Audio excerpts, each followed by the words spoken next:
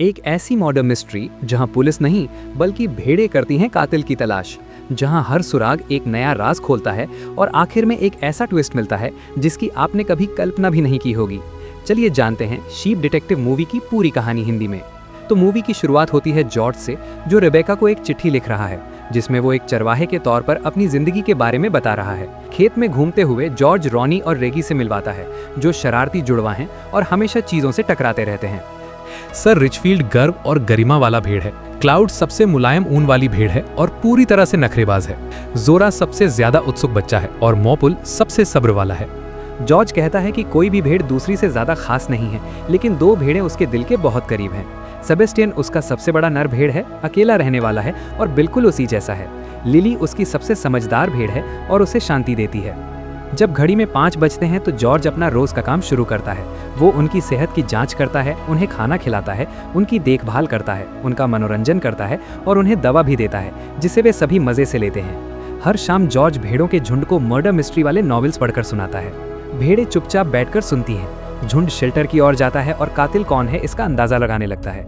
Lily बताती है कि उसने 2 चैप्टर पहले ही कातिल का पता लगा लिया था।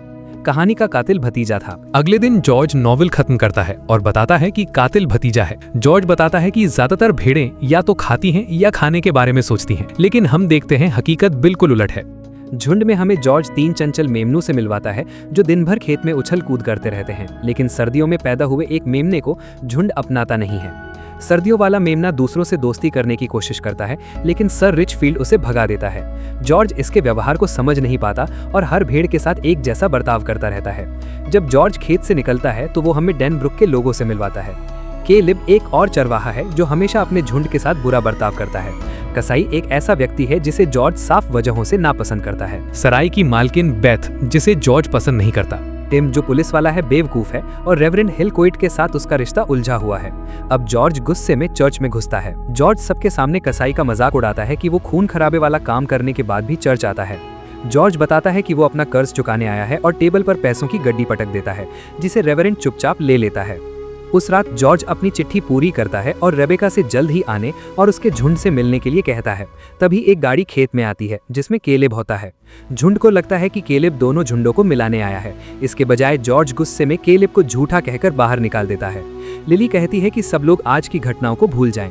वो 3 तक गिनती है, लेकिन जोरा सबको याद दिलाती है कि मोपल भूल नहीं सकता। लिली मोपल से कहती है कि वो बाद में उन्हें ये याद ना दिलाए। वो कहता है कि बात उतनी बुरी नहीं थी, लेकिन बाकी सब इससे सहमत नहीं होते। फिर से लिली गिनती है और मोपल को छोड़कर बाकी सब भूल जाते हैं। फिर हमें डेनब्रुक में एलियट नाम का एक नौजवान दिखाया जाता है। दुकान में बेथ लेटर्स लेती हैं, जिनमें वह जॉर्ज का खत भी देखती हैं। डाकिया मजाक में कहती है कि ये जरूर कोई लव लेटर होगा, क्योंकि इसमें खुशबू आ रही है और ये रेबेका नाम की लड़की के नाम लिखा है। जलन के मारे बेथ उस लेटर को चुरा लेती है। ठीक उसी समय इलियट दुकान में आता है और बताता है कि वो डेनब्रुक फेस्टिवल की कवरेज के लिए आया है। बेथ इलियट को फेस्टिवल में ले जाती है, जो असल में कुछ छोटी टेंट से ज्यादा कुछ नहीं होता। इलियट रिटर्न टू ओज नाम का एक नकली आकर्षण देखकर हैरान रह जाता है। अफसर टिम गर्व से कहता है कि ये अब तक की सबसे बेहतरीन फिल्म है और ओरिजिनल फिल्म से भी बेहतर है। इलियट सवाल करता है कि इतनी खोटी चीज का विज्ञापन क्यों किया गया है। ये सुनकर बेथ को बुरा लगता है, इसलिए इलियट जल्दी से बताता है कि वो एक रिपोर्टर है जिसे फेस्टिवल की कवरेज के लिए भेजा गया है और इसके बारे में लिखने से उसे कोई प्रमोशन नहीं मिलेगा। बेथ को इससे कोई फर्क तो नहीं पड़ता, बल्कि उससे एंट्री फीस देने को कहती है। निराश होकर इलियट उसी रात डेनब्रुक से चला जाता है। दूसरी ओर शेल्टर में वापस झुंड को तूफान आते हुए दिखता है। शेल्टर के बाहर सर्दियों का मेमना लटकते हुए टायर के नीचे छिप जाता है। इस बीच रेवरेंड जॉर्ज के पैसे सुरक्षित लग देता है। कसाई अपना चाकू तेज करता है। बेथ चुपके से जॉर्ज का पत्र पढ़ती है। उसी समय इलियट की कार एक पेड़ से टकरा जाती है, इसलिए एक अजनबी उसे लिफ्ट देता है और कहता है कि वो डेनब्रुक फेस्टिवल के लिए बिल्कुल सही समय पर पहुंचा है। रास्ते में जब उसकी कार को खींचकर डेनब्रुक ले जाया जा रहा होता है तो इलियट बारिश में किसी को अकेले चलते हुए देखता है। उस रात मोपल की नींद खुलती है और वो देखती है कि सेबेस्टियन वापस आ गया है। जॉर्ज भी जाग जाता है जब कोई उसके दरवाजे पर दस्तक देता है। वो 3 छोटे मेमने मोपल को जगाते हैं। फिर वो बाहर जाती है और देखती है कि जॉर्ज बेजान पड़ा है और लिली उसकी देखभाल कर रही है। वो मोपल से धीरे से कहती है कि हिले नहीं, क्योंकि उसे लगता है कि जॉर्ज कोई खेल खेल रहा है। मोपल जॉर्ज की जांच करती है और उसे पता चलता है कि वो मर चुका है। लिली इस बात पर विश्वास करने से इनकार कर देती है। वो झुंड को इकट्ठा करती है और उन्हें बताती है कि असल में क्या हुआ है। सर रिचफील्ड तुरंत अपनी दवा की चिंता करते हैं। फिर थोड़ी बातचीत के बाद लिली सुझाव देती है कि वे सब कुछ भूल जाएं, क्योंकि इसे याद रखना बहुत दर्दनाक है। सेबेस्टियन बीच में टोकता है। वो पूरे झुंड से कहता है कि वे जॉर्ज को इस तरह नहीं भूल सकते। बाद में टिम केलेब के साथ क्राइम सीन पर पहुंचता है। केलेब कहता है कि वो जॉर्ज के सिग्नेचर लेने आया था। टिम पूछता है कि कसाई वहां क्यों है। केलेब जवाब देता है कि उसे भेड़ चाहिए। इस दौरान लिली भी घटनास्थल की जांच करती है। वो सोचती है कि अगर जॉर्ज तूफान के दौरान बाहर गया था तो उसने अपना रेनकोट क्यों नहीं पहना। वो मोपल से उसे ऊपर उठाने के लिए कहती है। लिली देखती है कि टेबल पर 2 ड्रिंक्स रखे हैं। इलियट भी पहुंचता है और बताता है कि वो पीछे रह गया था क्योंकि उसकी कार खराब हो गई थी। टिम कहता है कि कुछ भी संदिग्ध नहीं है क्योंकि उसने पहले ही बाहर, आसपास और ट्रेलर के नीचे जांच कर ली है। इलियट पूछता है अंदर का क्या। टिम को अचानक एहसास होता है कि उसने जांच नहीं की है और वो दरवाजे की ओर बढ़ता है। इलियट उसे रोकता है और उसे फिंगरप्रिंट्स के बारे में याद दिलाता है। अंदर सब कुछ सामान्य लगता है, लेकिन इलियट सोचता है कि दिल की बीमारी वाला आदमी अपना ट्रेलर क्यों छोड़ेगा। आसपास देखने पर उसे पता चलता है कि पिछली रात जॉर्ज अकेला नहीं था, मगर टिम मानने को तैयार नहीं होता कि ये कोई अपराध हो सकता है और इलियट के सुझाव के बावजूद वहां से चला जाता है। लिली भी इसी नतीजे पर पहुंचती है कि जॉर्ज ने किसी ऐसे व्यक्ति से ड्रिंक ली थी जिस पर उसे भरोसा था और उसके हाथों पर हरे निशान बताते हैं कि उसने मुकाबला किया था। लिली को लगता है कि जॉर्ज को जहर दिया गया था। लिली हत्या की जांच करने का सुझाव देती है।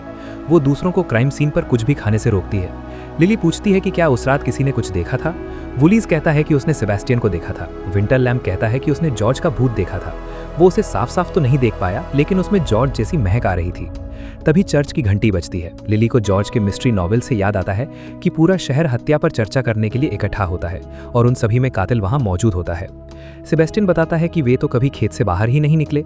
लिली और मोपल को कोई चिंता नहीं होती जब तक कि वे सड़क नहीं देख लेते। अब लिली कितनी भी कोशिश कर ले सड़क पार नहीं कर पाती। और तो और एक मुर्गी बिना किसी परेशानी के आराम से सड़क पार कर जाती है। दोनों एक दूसरे से चिपक जाते हैं और सावधानी से सड़क पार करते हैं। सेबेस्टियन बताता है कि उन्होंने अभी सिर्फ सड़क पार की है और अभी 2 मील और चलना है। वो उन्हें चर्च ले जाता है। इलियट किसी को फोन करता है और कहता है कि उसे शायद एक ऐसी मर्डर मिस्ट्री मिल गई है जिस पर रिपोर्ट की जा सकती है। इस बीच टिम शहर के लोगों को बताता है कि वो जॉर्ज को जहर दिए जाने के बारे में बात नहीं कर सकता। सब हैरान रह जाते हैं, जबकि लिली गर्व से सेबेस्टियन की ओर देखती है। टिम को एहसास होता है कि उसके मुंह से सच निकल गया है। इलियट पूछता है कि किस तरह का जहर था। टिम बताता है कि ये डेनब्रुक पेड़ से मिलने वाला टैक्सिन जहर था। अब शहर के लोग एक दूसरे पर शक करने लगते हैं, लेकिन टिम का कहना होता है कि इसके लिए कोई बाहरी व्यक्ति जिम्मेदार है। टिम भेड़ों की तरफ देखता है। तभी एक कार आकर रुकती है और एक खूबसूरत महिला बाहर निकलती है। टिम का ध्यान भटक जाता है, लेकिन तभी लिडिया उसे बुलाती है। वो खुद को जॉर्ज की वकील बताती है। वो युवा महिला खुद को जॉर्ज की बेटी रेबेका बताती है। लंच के दौरान टिम बताता है कि उसे जॉर्ज के ट्रेलर में लिडिया की कॉन्टैक्ट डिटेल्स मिली थी, जिससे वो उस तक पहुंच पाया। वो क्राइम सीन टेप रिकॉर्डर जैसे बड़बड़ाने लगता है, लेकिन लिडिया उसे रोककर कहती है कि उसे इससे कोई फर्क नहीं पड़ता। वो बस जॉर्ज की वसीयत पढ़ने आई है और टिम से रेवरेंड हिलकॉइट, केलेब, कसाई, बेथ और रेबेका को इकट्ठा करने के लिए कहती है। जाने से पहले लिडिया बताती है कि रेबेका अमेरिका में रहती है, फिर भी वो जॉर्ज की हत्या वाली रात डेनब्रुक में ही थी। वो पूछती है कि टिम ने इस बात पर ध्यान क्यों नहीं दिया। शर्मिंदा होकर टिम झूठ बोलता है कि उसे ये पहले से पता था। लिडिया पूछती है कि क्या ये उसकी पहली मर्डर इन्वेस्टिगेशन है। सब कुछ सुनने के बाद लिली वसीयत पढ़ने की जगह पर जाती है। अंदर रेबेका बताती है कि उसके जन्म के समय उसकी माँ की मौत हो गई थी। जॉर्ज गरीब और अकेला था, इसलिए चर्च की मदद से उसने रेबेका को गोद लेने के लिए दे दिया था। टिम पूछता है कि क्या रेबेका आज ही डेनब्रुक आई है, जिसका मतलब है कि वो हत्या वाली रात वहां थी। रेबेका मुस्कुराती है और उसे स्मार्ट डिटेक्टिव कहती है। एलियट उसे घूरता है जब रेबेका बताती है कि वो उसी सुबह आई थी। फिर टिम पूछता है कि क्या उसका कोई बॉयफ्रेंड है। इस बात को सुन सब लोग परेशान हो जाते हैं। रेबेका कहती है कि हाल ही में उसका ब्रेकअप हुआ है। सेबेस्टियन देखता है कि रेबेका खुश दिख रही है, लेकिन उसकी आंखों में डर है। रेबेका रो पड़ती है और कहती है कि उसे आज जॉर्ज से मिलना था। जब एलियट उसे सांत्वना देने की कोशिश करता है तो टिम उसका हाथ हटा देता है। बाहर मोपल को कुछ गाजरें दिखती हैं और उसका सिर बाढ़ में फंस जाता है। वापस अंदर रेबेका बताती है कि उसका एक भाई साउथ अफ्रीका में रहता है। एलियट उत्सुकता से इसे नोट करता है, लेकिन लिडिया उसे रोकती है और जाने के लिए कहती है क्योंकि उसका नाम वसीयत में नहीं है। वो विरोध करता है, लेकिन आखिरकार उसे जाना पड़ता है। लिडिया फोन पर रेबेका के भाई वैन से अपना परिचय देती है। वो बताती है कि जॉर्ज ने उसे 2 महीने पहले एक वसीयत भेजी थी, लेकिन उसे पढ़ा नहीं जाएगा क्योंकि उसके ट्रेलर में एक नई वसीयत मिली है। अब लिडिया पढ़ना शुरू करती है। जॉर्ज वसीयत में कहता है कि उसने सभी को इसलिए बुलाया है क्योंकि कुछ लोगों ने उसके साथ बुरा किया था, जबकि कुछ लोगों के साथ उसने बुरा किया था। फिर वो बताता है कि इस कमरे में एक मूर्ख, एक बुरा चरवाहा, एक बसंत का मेमना, एक सर्दी का मेमना, एक पीड़ित और 2 हत्यारे हैं। टिम चौंक कर कुछ बोल पड़ता है। कमरे में हंगामा मच जाता है और हर कोई अपना बचाव करने लगता है। रेवरेंड बस इतना कहता है कि उनमें से एक जरूर हत्यारा होगा। लिडिया पढ़ना जारी रखती है। जॉर्ज कहता है कि उनमें से ज्यादातर लोगों को ज्यादा कुछ विरासत में नहीं मिलेगा। कसाई जाने के लिए उठता है लेकिन लिडिया उसे रोक लेती है। फिर लिडिया पढ़ना जारी रखती है। जॉर्ज अपने बेटे वैन के लिए 300 एकड़ जमीन छोड़ जाता है। वैन फोन पर खुशी खुशी कहता है कि ये बहुत अच्छी बात है। फिर लिडिया बताती है कि रिबेका को भी 300 एकड़ जमीन, जॉर्ज का ट्रेलर, उसकी भेड़ों का झुंड और बाकी सारा सामान विरासत में मिला है। केलेब कहता है कि जॉर्ज के पास ज्यादा कुछ नहीं था। लिडिया उसे सही करती है। जॉर्ज अपने पीछे 2 बैग खाद और 30 मिलियन का बैंक अकाउंट भी छोड़ गया था। कमरे में सन्नाटा छा जाता है। सब सोचते हैं कि जॉर्ज इतना अमीर कैसे बना। लिडिया बताती है कि जॉर्ज ने भेड़ों की बीमारी ORF के लिए एक दवा बनाई थी। केलब को याद आता है कि जॉर्ज हमेशा एक अजीब नीला लिक्विड मिलाता रहता था। लिडिया बताती है कि जॉर्ज ने उसका पेटेंट एक बड़ी कंपनी को 30 मिलियन में बेचा था। मोपल आखिरकार छूट जाता है लेकिन एक शेल्फ से टकरा जाता है। उसके सिर पर हरे रंग का तकिए का कवर गिर जाता है। इस हलचल से अंदर मौजूद सभी लोग डर जाते हैं और टिम से बाहर देखने को कहते हैं। टिम को कोई नहीं दिखता लेकिन उसे मिमियाने की आवाज़ सुनाई देती है। मोपल उस पर झपटता है और फिर लड़खड़ाते हुए बिल्डिंग में घुस जाता है, जिससे लिडिया गिर जाती है और कमरा तहस नहस हो जाता है। जब टिम गिरती हुई शेल्फ को रोकने की कोशिश करता है तो बेथ का चुराया हुआ खत नीचे गिर जाता है। वह जल्दी से उसे उठा लेती है और टिम से भेड़ों को बाहर निकालने के लिए कहती है। बाद में केलब कुकीज का लालच देकर मोपल को बाहर बुलाता है। वह कहता है कि चरवाहे के बिना भेड़ें परेशान करती रहेंगी, खासकर काली वाली भेड़। एलियट टिम के पास आता है और उससे बयान देने को कहता है। टिम मना कर देता है। एलियट कहता है कि अगर टिम हीरो बनना चाहता है तो उसे केस सुलझाना होगा। वह यह भी बताता है कि जब वह अपनी कार के टो होने का इंतजार कर रहा था तो उसने उस रात डैनब्रुक में किसी को घूमते हुए देखा था। टिम आखिरकार साथ काम करने के लिए मान जाता है और पूछता है कि क्या एलियट ने क्राइम सीन की तस्वीरें ली थीं। खेत में वापस लिली जॉर्ज की वसीयत पढ़कर सुनाती है। एक मूर्ख, एक पीड़ित, एक सर्दियों का मेमना। उसे एहसास होता है कि उसे ट्रेलर से जॉर्ज की किताबों में से एक किताब चाहिए। तभी रेबेका खेत में आती है और सर्दियों के मेमने से मिलती है। जब वह उसे प्यार से सहलाती है तो भेड़ों का झुंड सोचता है कि वो वहां क्यों है। क्लाउड कहता है कि रेबेका में जॉर्ज जैसी महक है लेकिन वह जॉर्ज जैसी दिखती नहीं है। शायद वह भी सर्दियों का मेमना है, इसलिए जॉर्ज ने उसे दूर रखा था। जोरा तुरंत रेबेका को कातिल घोषित कर देती है और सर रिचफील्ड भी उसका साथ देते हैं। लिली कहती है कि यह सबूत काफी नहीं है। जब सब बहस कर रहे होते हैं तो वह सेबेस्टियन को दूर जाते हुए देखती है। मोपल लिली को याद दिलाता है कि उन्हें जॉर्ज की किताबों के लिए ट्रेलर जाना है। लिली अपना प्लान बताती है। वे जॉर्ज की पढ़ी हुई आखिरी मिस्ट्री नॉवेल ढूंढेंगे और उसे टिम को देंगे ताकि वह केस सुलझा सके। शहर में वापस टिम उन फोटो को देखता है जो एलियट ने क्राइम सीन पर ली थी। तभी उसे बाहर कुछ सुनाई देता है। पूरी तैयारी के साथ टिम बाहर निकलता है और उसे मिस्ट्री नॉवेल मिल जाती है। खेत में वापस लिली सेबेस्टियन से मिलने जाती है। वह कहती है कि वहां ऊपर अच्छा तो है लेकिन अकेलापन है। लिली उसे बताती है कि उन्होंने किताब पुलिस वाले को दे दी है और पूछती है कि कार्निवल क्या होता है। सेबेस्टियन उसे वापस जाने के लिए कहता है लेकिन जाने से पहले वह बताता है कि वह ऐसी जगह थी जहां संगीत, रोशनी और बच्चे उसे सहलाते थे।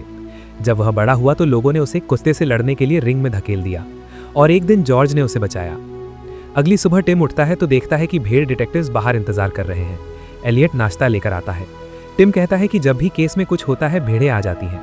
एलियट सोचने लगता है कि कहीं टिम का दिमाग तो खराब नहीं हो रहा। फिर टिम एक बोर्ड दिखाता है जिस पर हर संदिग्ध का तरीका, मकसद और मौका लिखा होता है। जो भी इन तीनों शर्तों को पूरा करता है वही कातिल होगा। प्रभावित होकर एलियट उसकी तारीफ करता है। दोनों संदिग्धों से पूछताछ शुरू करते हैं। सबसे पहले वे कसाई के पास जाते हैं। टिम पूछता है कि उसे क्या लगता है जॉर्ज की वसीयत में उसका क्या रोल है। कसाई कहता है शायद कातिल का, क्योंकि जॉर्ज शाकाहारी था। इसके बाद वे लिडिया से पूछताछ करते हैं। टिम पूछता है कि उसके पास जॉर्ज का लेटर क्यों था। लिडिया पोस्टल सर्विस को दोष देती है। टिम उसे यह भी याद दिलाता है कि उसने एक बार कहा था कि वह जॉर्ज को मार सकती है। चिढ़कर वह उस पर भड़क जाती है। फिर केलब से पूछताछ करते हैं। टिम पूछता है कि उसने हत्या के दिन जॉर्ज से मुलाकात क्यों की थी। केलब बताता है कि जॉर्ज ने उसका लीज रद्द कर दिया था, इसीलिए वह उससे इस बारे में फिर से सोचने के लिए गया था। जब टिम पूछता है कि जॉर्ज ने लीज क्यों खत्म की तो केलब अंदाजा लगाता है कि ऐसा इसीलिए हुआ क्योंकि जॉर्ज उसे एक बुरा चरवाहा मानता था। फिर वे रेवरेंड हिलक्वाइट से पूछताछ करते हैं। टिम पूछता है कि जॉर्ज ने मरने से ठीक पहले चर्च को इतनी बड़ी रकम दान क्यों की थी। रेवरेंड बताते हैं कि जॉर्ज जानना चाहता था कि उसके गोद लिए बच्चे कहाँ गए हैं, लेकिन चर्च के रिकॉर्ड गोपनीय थे। जॉर्ज ने उन्हें पैसे की पेशकश की, जिसे उन्होंने चर्च के लिए स्वीकार कर लिया। रेवरेंड कहते हैं कि केलब बुरा चरवाहा नहीं है, वह खुद है। आखिरकार टिम और एलियट दुनिया के सबसे छोटे त्योहार माने जाने वाले आयोजन में रेबेका से पूछताछ करते हैं। टिम पूछता है कि जॉर्ज की हत्या की रात वह कहाँ थी। रेबेका कहती है कि वो होटल में थी। संतुष्ट होकर टिम उसे जाने देता है और उसके सरनेम से बुलाता है, लेकिन उसके जाने से ठीक पहले वो एक अलग सरनेम क्रैम्फ लेता है। टिम बताता है कि वो कभी एक अपराधी के साथ जुड़ी हुई थी और उसके साथ एक बैंक अकाउंट भी शेयर करती थी। रेबेका बताती है कि ये 3 साल पहले हुआ था और ये सब एक ऐसे रिश्ते का हिस्सा था जो बुरे मोड़ पर खत्म हुआ। फिर टिम पूछता है कि क्या वो जॉर्ज के फार्म पर गई थी। वो झूठ बोलती है और कहती है कि वो कभी नहीं गई। वापस फील्ड पर लिली सोचती रहती है कि जॉर्ज ने केलिप का लीज क्यों रद्द किया और रेबेका ने झूठ क्यों बोला। झुंड को यकीन है कि रेबेका ही कातिल है, लेकिन सर्दियों का मेमना उसका बचाव करता है और कहता है कि वो दयालु है और उसमें से जॉर्ज जैसी महक आती है। उसे याद आता है कि क्लाउड ने भी यही कहा था। वो बताती है कि क्लाउड का दावा था कि रेबेका से जॉर्ज जैसी महक आती है, जबकि वे इतनी दूर थे कि उसकी महक नहीं ले सकते थे। आखिरकार क्लाउड सच मान लेती है। वो कहती है कि जिस चीज का कोई अंत नहीं होता वो सुंदर होती है। वो एक ब्रेसलेट के बारे में बात कर रही है। लिली पूछती है कि उसे वो कहाँ से मिला। क्लाउड बताती है कि रेबेका उस रात फील्ड पर आई थी, उसने उसे सुंदर कहा और गलती से ब्रेसलेट गिरा दिया। लिली कहती है कि इससे साबित होता है कि रेबेका वहां थी। सेबेस्टियन कहता है कि मेटल का ब्रेसलेट कुछ साबित नहीं करता, लेकिन लिली तर्क देती है कि ये सबूत है। रेबेका ने पुलिस से झूठ बोला था और वो एक गवाह है। सेबेस्टियन कहता है कि उसने रेबेका की आंखों में देखा है और उसे पता है कि उसने ऐसा नहीं किया। वो ये कहकर चला जाता है कि उसके पास कोई झुंड नहीं है, इसलिए वे समझ नहीं पाएंगे। अगली सुबह टिम नाश्ता करते हुए जॉर्ज का मिस्ट्री नॉवल पढ़ रहा होता है। तभी उसे पता चलता है कि लिली उसे घूर रही है। कुछ ही देर बाद मोपर टिम की टोपी चुराकर उसे वापस खेत में ले जाता है। जब टिम अपनी टोपी उठाता है तो उसके पास रखा ब्रेसलेट दिखता है। वो झुंड का शुक्रिया अदा करता है और सबूत लेकर चला जाता है। बेथ और इलियट के साथ मिलकर टिम रेबेका के कमरे की तलाशी लेता है। वो उसे ब्रेसलेट दिखाता है और पूछता है कि अगर वो कभी जॉर्ज के फार्म पर नहीं गई थी तो ये ब्रेसलेट वहां कैसे पहुंचा। टिम वारंट दिखाता है और कमरे की तलाशी लेता है। अलमारी के अंदर उसे जूतों की एक जोड़ी मिलती है जिनके तलवों में जहरीले बेरीज चिपके हुए थे। काफी सबूत मिलने का यकीन होने पर टिम रेबेका को गिरफ्तार कर लेता है। स्टेशन वापस आकर टिम उससे पूछताछ शुरू करता है। रेबेका जोर देती है कि चिट्ठियां असली थीं और जॉर्ज सच में उससे मिलना चाहता था। इस बीच लिली चुपके से बाहर से सब सुन रही होती है। रेबेका बताती है कि जॉर्ज ने उसे वसीयत की एक कॉपी पहले ही भेज दी थी, जिसमें 30 मिलियन का कोई जिक्र नहीं था। वो कहती है कि जॉर्ज ज्यादातर अपनी भेड़ों के बारे में लिखता था कि हर भेड़ का एक नाम होना चाहिए और वो चाहता था कि रेबेका भेड़ों के झुंड की देखभाल करे। आखिरकार रेबेका मान जाती है कि वो उस रात खेत में गई थी। उसने अपने आपराधिक अतीत की वजह से झूठ बोला था। टिम को फिर भी उसकी बात पर यकीन नहीं होता और वो उसे जेल की कोठरी में बंद कर देता है, ये कहते हुए कि उसे अगली सुबह कोर्ट ले जाया जाएगा। बाहर टिम लिडिया से मिलता है। वो कहती है कि जॉर्ज ने अपनी विरासत के लिए गलत मेमना चुना था। जाने से पहले लिडिया बताती है कि साउथ अफ्रीका में जॉर्ज का बेटा जमीन और भेड़ों का झुंड दोनों ही केलेब को बेचने के लिए राजी हो गया है। खेत में वापस आकर मोपल पूछता है कि क्या वो ठीक है। लिली धीरे से कहती है कि केलेब उनका नया चरवाहा होगा। वो मोपल से पूछती है कि क्या रेबेका ने सच में जॉर्ज को मारा था। मोपल जवाब देता है कि ये रेबेका ही होगी क्योंकि लिली ने ऐसा कहा था। इस जवाब से लिली को खुद पर और भी शक होने लगता है। मोपल को केलेब का खेत दिखता है और वो सुझाव देती है कि उन्हें अपने भविष्य के झुंड को देखने जाना चाहिए। दोनों सावधानी से केलेब के खेत में जाते हैं, जहां वे गले में बड़ी घंटियां पहने भेड़ों से घिर जाते हैं। लिली अपना परिचय देती है और कहती है कि वे जल्द ही उनके झुंड में शामिल होने वाले हैं। एक भेड़ एक चेतावनी के साथ आगे बढ़ती है, भागो। अचानक खेत में भौंकने की आवाज गूंजती है और पूरा झुंड इधर उधर भागने लगता है। लिली और मोपल वहां से निकलने की कोशिश करते हैं, लेकिन घने कोहरे में वे बुरी तरह रास्ता भटक जाते हैं। उन्हें एक रोशनी दिखती है और वे उसकी ओर बढ़ते हैं। ये केलेब का खलियान है। अंदर लिली को प्लास्टिक से ढकी एक बड़ी चीज मिलती है। वो उसे हटाती है तो उसे टुकड़ों में कटा हुआ भेड़ का लोगो और केलेब और कसाई की चाकू पकड़े हुए एक बड़ी तस्वीर दिखती है। जैसे ही वे ये डरावना दृश्य देखते हैं, कुत्ते भौंकने लगते हैं। डर कर वे दोनों खेत की ओर भागते हैं। लिली पीछे रह जाती है और जैसे ही एक कुत्ता उसे पकड़ने वाला होता है, सेबेस्टियन दौड़ कर आता है। वो कुत्तों से लड़ता है और बार बार लिली को बचाता है, लेकिन इस दौरान उसे भी काट लिया जाता है। घायल होने के बावजूद सेबेस्टियन उन्हें भगाने में कामयाब हो जाता है। जब लिली उसका शुक्रिया अदा करती है तो सेबेस्टियन गिर पड़ता है। मोपल धीरे से उसे बताता है कि वो मर रहा है। लिली टूट जाती है और जिद करती है कि भेड़ें मरती नहीं हैं, वे बादल बन जाती हैं। वो सेबेस्टियन से बादल बनने की गुजारिश करती है और उसे कसकर गले लगा लेती है। वो पूछती है कि वो वापस क्यों आया। सेबेस्टियन बस इतना कहता है, क्योंकि तुम मेरा झुंड हो, और शांति से मर जाता है। फिर से भौंकने की आवाज आती है। लिली और मोपल तेजी से अपने ठिकाने की ओर भागते हैं। वे झुंड को जगाते हैं और सभी से उनके पीछे आने को कहते हैं। भेड़ें उनके पीछे आती हैं, लेकिन सड़क तक पहुंचते ही रुक जाती हैं। वहां वे आगे जाने से मना कर देती हैं। लिली उन्हें बताती है कि सेबेस्टियन मर चुका है। वो उन्हें चेतावनी देती है कि यदि वे रुके तो केलब और कसाई उन्हें मांस के लिए मार डालेंगे। जोरा बीच में टोकते हुए कहती है कि वो इतनी भयानक चीज को भूल जाना पसंद करेगी। लिली ने उसे रोकते हुए कहा कि ये सच है, लेकिन झुंड इसे सहन नहीं कर सकता। एक एक करके वे भूलना चुनते हैं। लिली उन्हें रोकने की कोशिश करती है लेकिन कोई नहीं सुनता। लिली फिर मोपल से पूछती है कि क्या ये पहली भेड़ है जिसे उसने मरते हुए देखा है। उसे एहसास होता है कि हर भयानक याद को पहले ही भुला दिया गया होगा। वो मोपल को उन यादों को अकेले ले जाने के लिए सांत्वना देती है, लेकिन मोपल का कहना है कि उन्हें अच्छे लोग भी याद हैं, उसकी माँ का चेहरा, उसके दोस्त और जॉर्ज को याद करते हुए लिली ट्रेलर पर लौटती है। भूलने के लिए तैयार वो उल्टी गिनती शुरू कर देती है। तभी जॉर्ज प्रकट होता है। लिली को तब तक विश्वास नहीं होता जब तक वो बोलना शुरू नहीं करता। जॉर्ज लिली से कहता है कि वो केवल उसे देख सकती है क्योंकि वो उसे कभी नहीं भूली। लिली का कहना है कि वो झुंड को नहीं बचा सकती। जॉर्ज उससे कहता है कि वो कर सकती है, उसे बस नियमों का पालन करना है। लिली उन्हें सूचीबद्ध करना शुरू करती है। कोई भी अपराध स्थल पर लौट सकता था। रेबेका अप्रत्याशित व्यक्ति थी। जॉर्ज उससे आखिरी वाला पूछता है। शिकार ही सबसे बड़ा सुराग है। वो हरे और नीले रंग में रंगे अपने हाथ ऊपर उठाता है। हर चीज अचानक क्लिक हो जाती है। वास्तविकता में लिली के पास एक योजना है। वो कहती है कि वो पुलिस स्टेशन के अंदर फिट नहीं हो सकती। सर्दियों का मेमना स्वयंसेवक।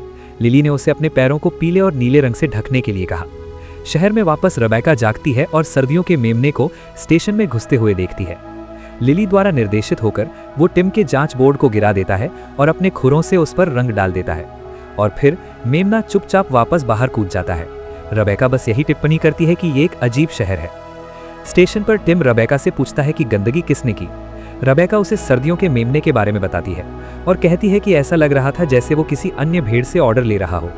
जैसे ही वो पेंट को पूछता है, नीला और पीला मिलकर हरा रंग बनाते हैं। इस बीच लिली और झुंड ये देखने के लिए बाहर इंतजार करते हैं कि उनकी योजना काम करती है या नहीं। टिम रेबेका को बाहर लाता है और उसे अधिकारियों को सौंप देता है। मोपल का कहना है कि योजना विफल रही। लिली को अब भी भरोसा है। जैसे ही टिम कागजवाही पर हस्ताक्षर करने वाला होता है, वो आखिरी बार रेबेका को देखता है, लेकिन फिर भी हस्ताक्षर कर देता है। फिर उसकी नज़र निराश भेड़ और सर्दियों के मेमने की नीली और पीली टांगों पर पड़ती है। हरे रंग को देखकर सब कुछ अपनी जगह पर आ जाता है। टिम अधिकारियों को रोकता है। रेबेका निर्दोष है। वो जानता है कि असली हत्यारा कौन है।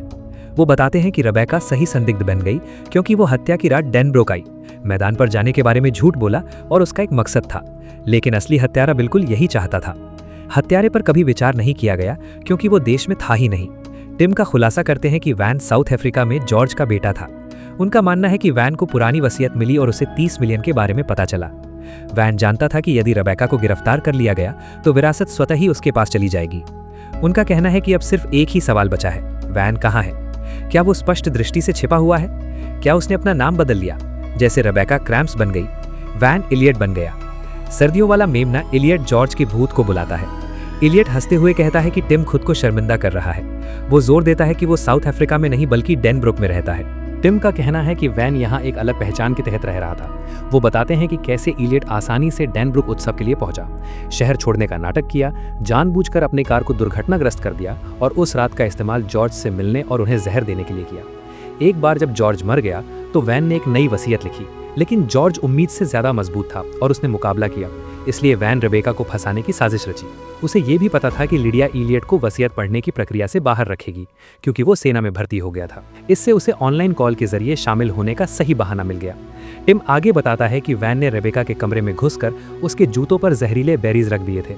वो कहता है कि वैन ने सब कुछ बहुत अच्छे से प्लान किया था, बस एक चीज को छोड़कर।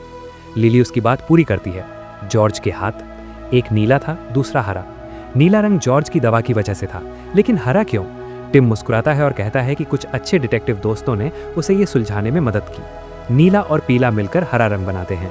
जॉर्ज का नीला हाथ दवा की वजह से हुआ था। फिर मरने से पहले उसने पीली चीज पकड़ी थी, जैसे सस्ता पीला हेयर डाई जो वैन अपने पिता और बहन से अलग दिखने के लिए इस्तेमाल करता था। वैन सब कुछ नकार देता है और कहता है कि इनमें से किसी भी बात को साबित नहीं किया जा सकता। टिम शांति से वैन के कंधे से बाल का एक टूटा हुआ टुकड़ा उठाता है। वो कहता है कि वो इसे साबित कर देगा। वैन हंसता है और मानता है कि वो अपने बाल डाई करता है, दांत ब्लीच करता है और छाती पर वैक्स करवाता है। टिम कहता है कि उसे डाई से कोई फर्क नहीं पड़ता, वो उस बाल का इस्तेमाल डीएनए टेस्ट के लिए करेगा।